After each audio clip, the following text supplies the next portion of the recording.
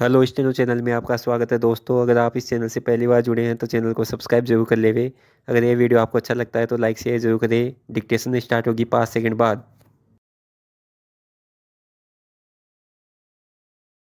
सन 1960 के दशक में जब स्त्री मुक्ति आंदोलन शुरू हुआ था, तभी से अक्सर स्त्री स्वतंत्रता की बात बड़े जोर शोर से उठाई जाती है। सवाल है कि इस स्त्री स्वतंत्रता का अभिप्राय क्या है? दैहिक मानसिक स्वतंत्रता या फिर सामाजिक और आर्थिक स्वतंत्रता? एक स्त्री किस तरह की स्वतंत्रता चाहती है और क्यों? यह सभी जानते हैं कि हमारा भारतीय समाज पुरुष प्रधान समाज रहा है, जहां आज भी स्त्रियों की स्थिति उतनी सुदृढ़ नहीं है, जितनी अन्य विकसित देशों में है। आज अगर महिलाएं पढ़ लिख कर अपने बलबूते पर आगे आ भी रही हैं, तो भी वहां पर भी स्त्री पुरुष असमानता मौजूद है। आंकड़ों के ढेर पर बैठकर इस बात की कल्पना करना आसान है कि देश की आर्थिक प्रगति कैसे हो रही है। बहुत सारी बातों की अनदेखी करके अक्सर भारत के आधुनिक चेहरे को दिखाया जाता रहा है।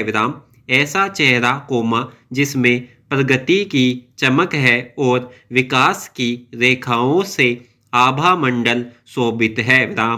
उद्योग, व्यापार और अन्य क्षेत्रों में आंकड़े कह रहे हैं कि हमारा देश भविष्य में दुनिया में सिरमौर बनकर उभरेगा।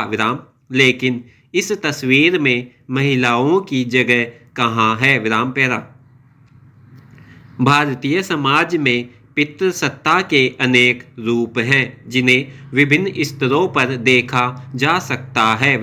पितृसत्ता एक व्यवस्था के रूप में किस तरह से काम करती है, इसे समझने के लिए इसकी विचारधारा को अहम माना गया है।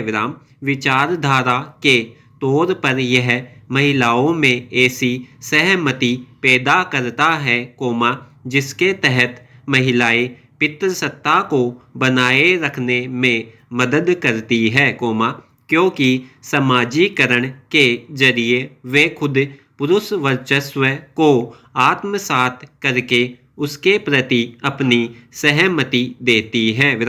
उनकी इस सहमति को कई तरीकों से हासिल किया जाता है। मसलन, उत्पादन संसाधनों तक उनकी पहुंच का न होना और परिवार के मुखिया पर उनकी आर्थिक निर्भरता। इस आधार पर यह समझना जरूरी हो जाता है कि पितृसत्ता सिर्फ एक वैचारिक व्यवस्था नहीं है, बल्कि इसका भौतिक आधार भी है। पितृसत्ता में महिलाओं को शक्ति और वर्चस्व के साधनों से वंचित करने पर उनकी सहमति आसानी से हासिल कर ली जाती है। फिर जब महिलाएं पितृसत्ता के इशारों पर जिंदगी जीने लगती हैं, तो उन्हें वर्गीय सुविधाएं मिलने लगती हैं। उन्हें मान सम्मान के तमगों से भी नवाजा जाता है।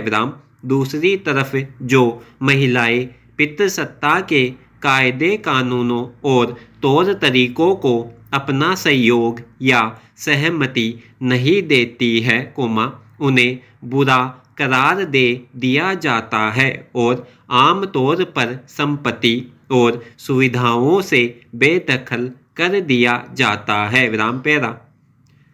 मुझे अक्सर यह लगता है कि सामाजिक रूप से अब भी हम काफ़ी पिछड़े हैं। स्त्री स्वतंत्रता के नाम पर शिक्षा और नौकरी करने की छूट, इस आज़ाद देश में अपनी इच्छा से पढ़ने, नौकरी करने, न करने, विवाह करने या न करने की स्वतंत्रता जो हमारा संविधान हमें सालों पहले दे चुका है, वहाँ यह अनुमति का प्रश्न आता कहाँ से है। इस देश में स्त्री शिक्षा और स्वतंत्रता का आलम यह है कि लड़कियां खुद यह बताते हुए गर्व महसूस करती है कि मेरे घर वालों या ससुराल वालों ने मुझे आगे बढ़ने, नौकरी करने, साड़ी के बजाय सूट या जींस पहनने आदि को स्वीकार कर लिया है। वास्तव में यह पितृसत्ता के प्रति उनका बिना सोचे समझे समर्पण और समर्थन है। अपने जीवन के फैसले लेने और उसे किस तरह जीना है, यह तय करने का एक स्त्री को उतना ही अधिकार है, जितना एक पुरुष को है। विवाह, परिवार संस्था में घर परिवार और बच्चों या घरेलू कार्यों की जिम्मेदारी जितनी स्त्री की है, उतनी ही पुरुष की भी हो। विडंबना यह है कि स्त्री अगर आर्थिक रूप से स्वतंत्र है, तो भी वह भारतीय समाज के शोषण चक्र से मुक्त नहीं है। नए जमाने के अनुसार अब महिलाओं की स्थिति में भी बदलाव की संभावना नजर आ रही है। देश के सेवा क्षेत्र में महिलाएं अपनी हिस्सेदारी ज़्यादा से ज़्यादा निभाने का प्रयत्न कर रही है। अक्सर यह देखने में आता है कि घर में अगर लड़का और लड़की दोनों हैं, तो लड़के को नौकरी के लिए दूसरे शहर में भेजने में भी कोई समस्या नहीं रहती और लड़की को बहुत हुआ तो उसी शहर में छोटी मोटी नौकरी करने के लिए भेज दिया जाता है। वह भी काफ़ी मान मनोबल के बाद। बहरहाल, सभी और छाए धुंध के बीच उम्मीद की किरणें भी कभी कभार दिख जाती है। मुंबई में एक टैक्सी सेवा देने वाली कंपनी ने अपने यहाँ केवल महिला ड्राइवरों को ही रखा है। इसके अलावा, एक संस्था ने घरेलू सहायिकाओं को अपने यहाँ नौकरी पर रखा है और वह संगठित तौर पर यह काम करने वाली पहली कंपनी बन गई है। कई कंपनियों ने महिलाओं को सुविधाजनक समय के मुताबिक काम करने की अनुमति देना आरंभ कर दिया है। लेकिन विचार से स्तर पर बराबरी आधारित बदलाव जब तक नहीं होगा, केवल आर्थिक स्वतंत्रता पितृसत्ता के ढांचे को बदलने के लिहाज से कोई खास नतीजे नहीं देने वाली। हर साल 8 मार्च को पूरी दुनिया में महिला दिवस मनाया जाता है। इस दिवस को मनाने का उद्देश्य समाज में महिलाओं के योगदान को याद करना और उनकी समस्याओं पर विचार करना होता है, ताकि महिलाएं अपने अधिकारों के प्रति जागरूक हों और समाज में उन्हें सम्मानजनक स्थान दिलाया जा सके। लेकिन प्रश्न यह है कि महिला दिवस क्या अपनी सार्थकता साबित कर भी पा रहा है?